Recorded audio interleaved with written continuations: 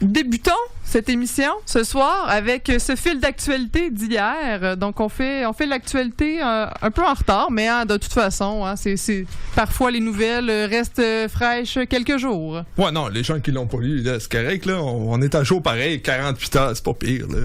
C'est bon, mais ouais, j'ai amené mon journal à soir parce que je me suis aperçu que je le lis des fois au travail, des fois chez nous, des fois dans l'autobus, mais je l'avais jamais encore lu à la radio. Donc, quoi de mieux que d'amener mon journal ce soir? Soir de première. Donc, j'ai le soleil du 8 octobre, donc mardi passé.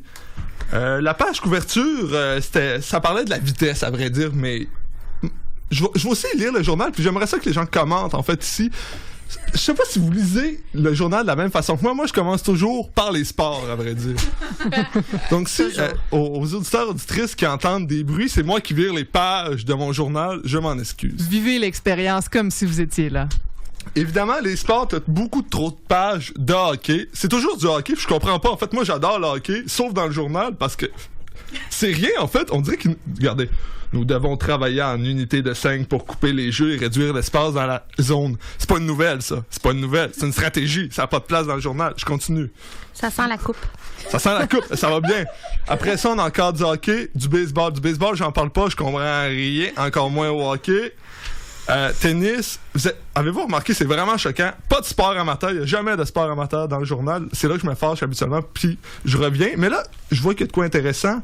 La NBA s'excuse et provoque un tollé aux États-Unis. Ça, je l'ai déjà vu. C'est ça que je l'ai vu, c'était déjà hier, mardi. Je l'ai vu sur un autre média. Mais en fait, il y a aussi une question qui est, est-ce que ça serait vraiment dans la section sport, cette nouvelle-là? Oh merde, c'est bon ça, parce que effectivement, genre, c'est-tu dans la section sport ou dans la section monde, dans la section actualité? Tu me devances, mais je comprends pas les sections dans le journal non plus.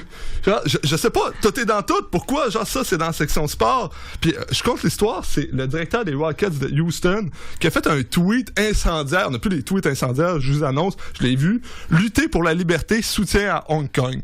La mort de poignée, les amis. Des commanditaires qui se sont retirés, des matchs annulés.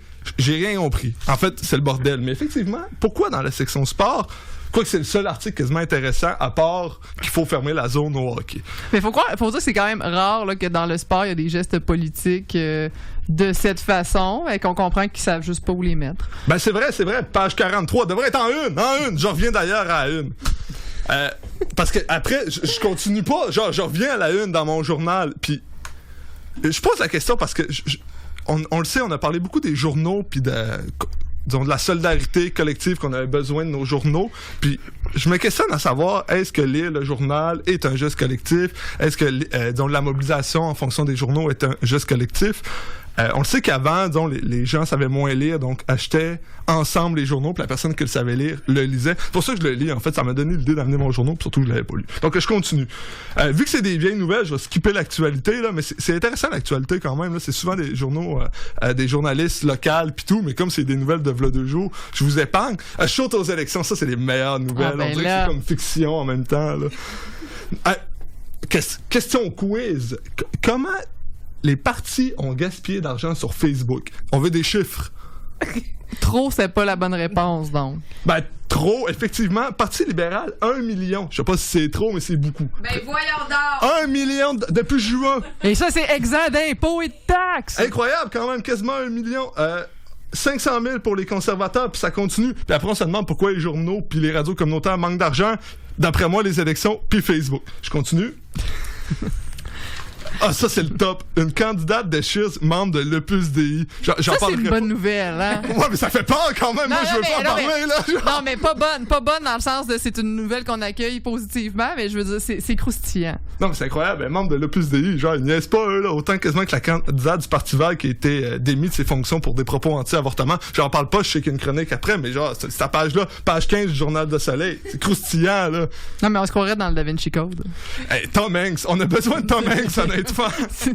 On va le mettre sur le cas de tous les conservateurs, ma foi. Oh merde. Page 16. En fait, c'est fascinant parce que on parle du débat fédéral qu'il y a eu lundi passé, puis c'est quand même juste en page 16. Donc, comment qu'on se fout des débats en anglais, puis des élections? Genre, le débat en anglais vient après l'Opus Dei. C'est fascinant. Mais en plus, ce qui est un peu ironique dans tout ça, c'est on s'entend, le débat en anglais, en tout cas, je sais pas si vous l'avez écouté, mais était beaucoup plus compréhensible et plein de contenu que celui en français. Hein. C'est pas, j'ai pas écouté, j'ai lu le journal, moi. Tu fais bien. T'as sûrement autant d'informations. Puis je reviens, en fait, parce que, regardez, on en revient sur Hong Kong. Le gouvernement envisage de limiter l'accès à Internet. Le tweet du NBA, là, il devrait être là. Il devrait être dans le monde, pas dans le sport. Ou le contraire, je le sais pas. Puis un autre, IGA devient l'épicerie officielle des athlètes olympiques. Bon, je sais pas trop ce que ça veut dire, là, on va peut-être aller faire leur épicerie là, mais ça devrait être dans le sport aussi, je comprends pas, genre. Faut que quelqu'un m'explique les sections un jour. Écoute, on aimerait bien ça comprendre nous aussi. On va peut-être falloir que tu aies dans une salle de rédaction pour Moi, comprendre j'aimerais juste comprendre le choix de l'épicerie pour les athlètes olympiques. Ben, on essaie d'encourager la pratique du sport. On ne veut pas être moralisateur, mais on trouve que c'est sain. Pierre Saint-Laurent, vice-président exécutif des productions C'est Sobeuse. Peut-être que Curieux Bégin, ça faisait plus leur affaire. Ils se sont dit les athlètes olympiques, c'est moins risqué. Pas fou. C'est leur carburant. C'est leur carburant. En fait, pour les gens à la maison, c'est des photos de pommes. Puis pas de tarte aux pommes, juste de pommes. Je continue mon journal. L'UPA, IGA, on n'est pas certain. Pareil. Là, je skip, en fait, parce que c'est toujours plate, parce que habituellement, dans la vraie vie, je manque de temps. Puis souvent, je sais pas, je suis rendu combien, mais je sais sûr, je manque de temps dans ma chronique. Donc, je lis jamais les arts et spectacles, je m'en excuse. Ça fait que je connais rien dans la vie sur les arts et spectacles. Je skip parce qu'il y a une section que j'adore, à vrai dire, puis c'est la section divertissement. Puis j'ai une anecdote à compter parce que je trouve que cette section-là est excellente. L'autre jour, 7h AM, j'arrive au restaurant, je lis mon journal, j'arrive à la section divertissement, tout était fait. Les mots fléchés, les mots cachés, les sauts de cul. Êtes-vous observateur? Puis c'était signé André. Donc là, toutes les fois que je rencontre un André, je me demande, c'est toi qui fais les jeux avant 7h? Ça, c'est choquant. Parce que moi, je pense qu'effectivement, il y a une partie dans lire le journal qui est un geste collectif. J'arrive dans le journal, tout est fait. Pas très collectif, André. Je pense qu'on devrait légiférer. Quand un journal est public, pas plus le droit que 3 chiffres puis 4 mots. Comme ça, on verra à la fin de la journée si ça se ferait, genre. Puis on s'entend pas juste les mots les plus faciles, quoi de plus plate quand il y aurait juste les mots que personne connaît. C'est vrai, ça. Fortement injuste. On a un projet de loi sur papier en ce moment, là. Non, mais c'est difficile parce que c'est ça la réflexion. Puis je voudrais que les gens, on réfléchisse à justement, est-ce que lire le journal est un geste collectif? Parce qu'on a aimé ça, se mobiliser pour, mais on lit quand même toute la même information à différents moments dans la journée, de différentes façons. Mais cette information-là, elle devient à un moment donné une vérité comme la Terre est ronde. Bon, OK, il y en a qui vont me dire que la Terre est plate encore, ça va être une autre chronique, je vous laisse là-dessus. Merci pour cette réflexion, Ignotus.